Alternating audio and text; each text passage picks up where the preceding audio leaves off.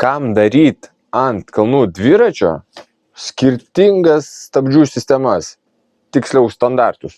Čia flat mount, priekyje visos normalios šakės turės post mount.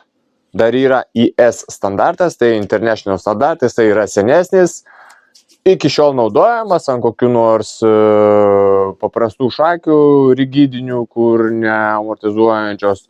O čia šitam dviračiu, jeigu mes norėsim atnaujinti, pavyzdžiui, stabdžius, kažką tai patobulinti, visą setą stabdžių nupirkę mes tiesiog neužmesim, nes reikės krūvos adapterių. Flat mountas parkeliavo čia iš plentinio pasaulio, tai kam jisai čia kalnų dviračių reikalingas, tai pas mus gaunasi priekyje vienokia apkaba, gale kitokia. Kam taip daryti?